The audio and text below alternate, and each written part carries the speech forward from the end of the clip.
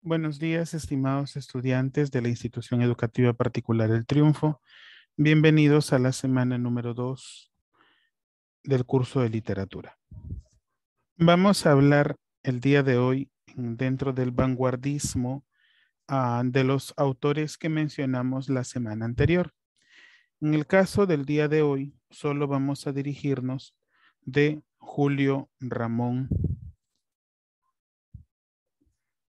Ribeiro. ¿Qué podemos mencionar acerca de Julio Ramón Ribeiro? Sobre su vida tenemos una secuencia de datos.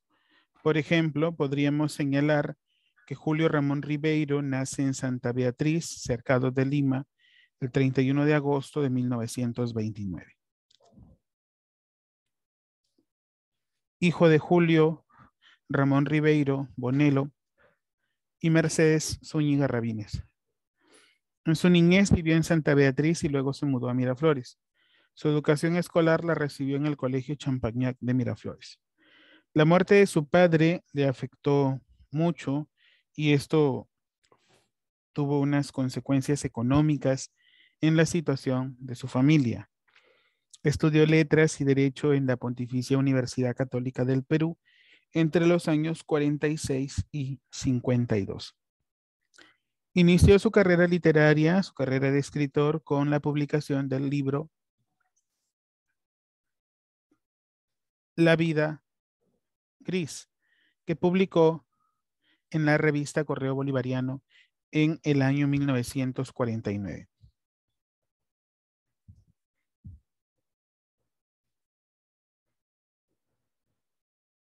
En 1952 gana una beca de periodismo otorgada por el Instituto de Cultura Prehispánica y con ello se fue a estudiar a España. Viajó a Barcelona y de ahí a Madrid. Estudió en la Universidad Complutense de dicha ciudad. En el 53 viaja a París, reside en el barrio latino y preparó una tesis sobre literatura francesa en la Universidad La Sorbona. Escribió su primer libro de cuentos, titulado Los gallinazos sin plumas, considerado como uno de los más logrados escritos narrativos. Entre 1955 y 1956 estuvo en Múnich por una beca por un año donde escribió su primera crónica, la novela Crónica de San Gabriel. Regresó a París en el año 1956 y luego viajó a Amberes en 1957, donde trabajó en una fábrica de productos fotográficos. Regresó a Lima en 1958 y trabajó en la Universidad Nacional San Cristóbal de Huamanga, a cuya solicitud se dedicó a la creación del Instituto de Cultura Popular en 1959. Un año más tarde, en el 60, publicó ya en el Perú su obra Crónica de San Gabriel, que le hizo merecedor al Premio Nacional de Novela.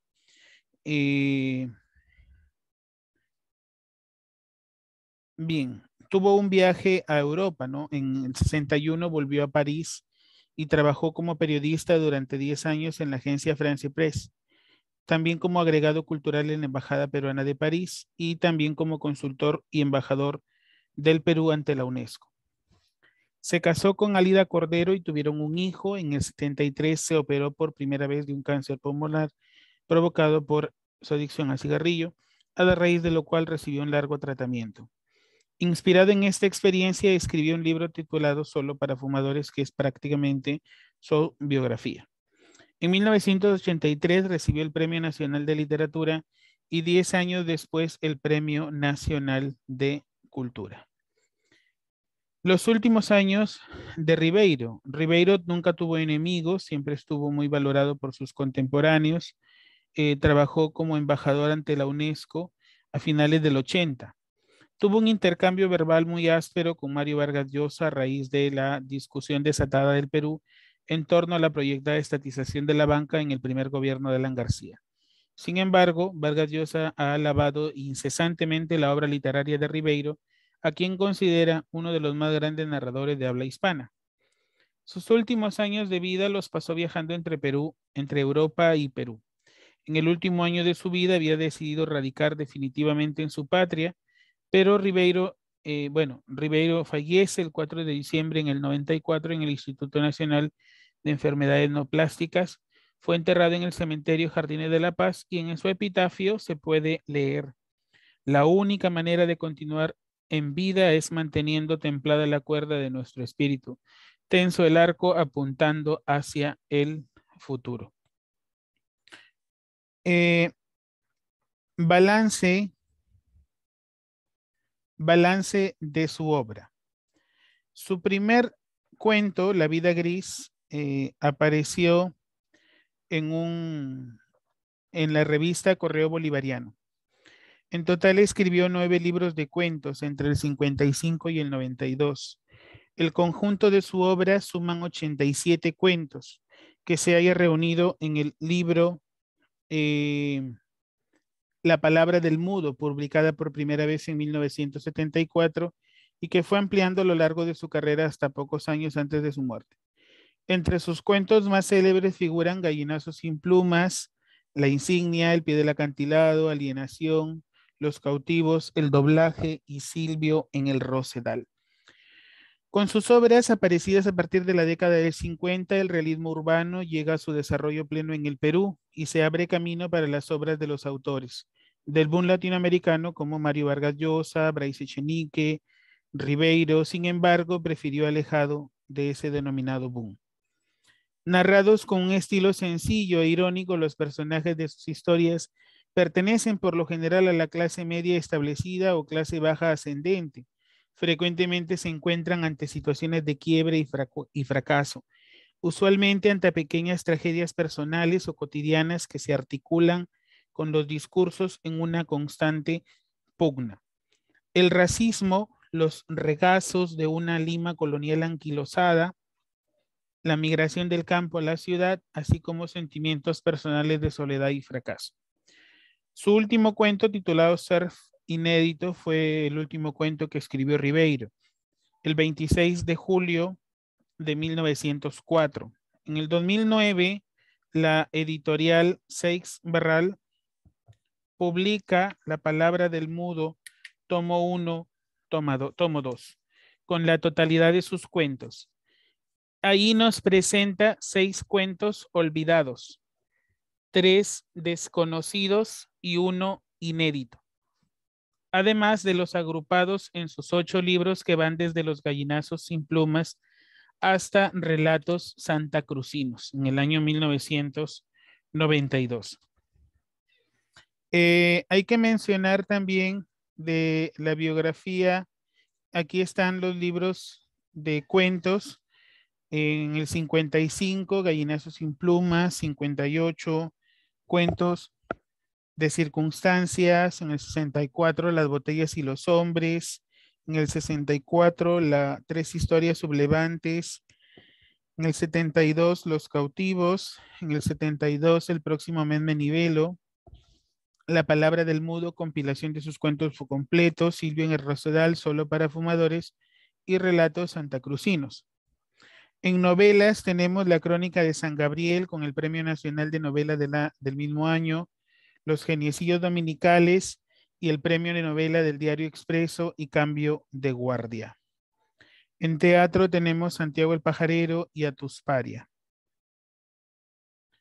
En otros géneros tenemos La Casa Sutil, ensayos, prosas apátridas, sin clasificación, Los dichos de Luder, sin clasificación también. La tentación del fracaso, que son diarios.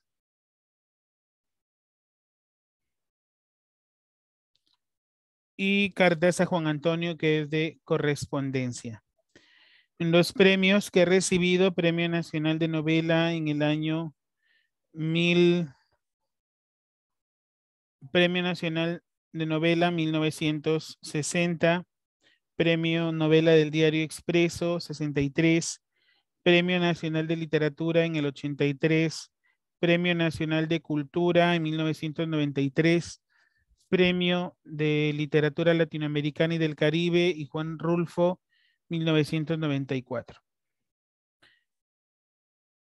Ahora hablaremos de Jorge Mario Pedro Vargas Llosa. Nacido en Arequipa en el año 1938. Él nos tiene una frase bastante importante. El escritor siente íntimamente que escribir es lo mejor, es lo mejor que le ha pasado y puede pasarle, pues escribir significa para él la mejor manera posible de vivir. Mario Vargas Llosa en su infancia la pasó en Cochabamba, en Bolivia, y luego en su juventud va a ingresar ya en el quinto de secundaria al Colegio Militar Leoncio Prado en Lima.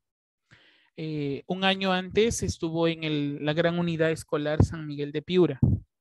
Esta institución, el Colegio Militar Leoncio Prado, lo marcó profundamente porque descubrió en ella el dolor, el engaño, el mal, la farsa, la violencia, descubrió prácticamente la vida. Después de ello ingresó a la Universidad Nacional Mayor de San Marcos y estudia literatura y realizó un doctorado en España. En 1990 participa de las elecciones presidenciales en donde pierde frente al señor Alberto Fujimori. Adquiere, producto de esta decepción y de esta derrota, adquiere la nacionalidad española y gana el Premio Nacional, Premio Miguel Cervantes en 1994. Constantemente ha sido nominado a ganar el Premio Nobel de Literatura hasta que lo llega a ganar en el año 2010. La obra que está en pantalla, La ciudad y los perros, publicada en el año 1962, ha sido una de las obras más memorables del autor. Ha sido y es. En esta obra refleja las vivencias que él tuvo en la personificación del poeta en el Colegio Militar Leoncio Prado, ¿no? Ahí tenemos una pequeña sinopsis.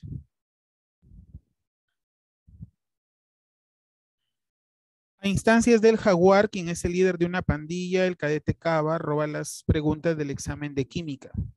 Aunque el esclavo ve el hurto, el delito no se descubre sino hasta mucho después. El contracódigo del honor al que responden los cadetes del colegio militar les impone el silencio. Al fin, el propio esclavo denuncia el robo a las autoridades. La investigación subsiguiente deja al descubierto mucho más que el mero robo de examen, porque encuentran alcohol, cigarros, pornografía, muchas otras cosas, ¿no? Luego, mientras los cadetes están en maniobras, a ellos les enseñaban también la instrucción militar. Otro cadete, el jaguar, mata al delator. Aunque el asesino es de alguna manera señalado por el poeta, quien se llama Alberto, las autoridades militares deciden que en vista de que lo que han descubierto es mejor aparentar, que nada fuera de lo normal ha sucedido en el colegio.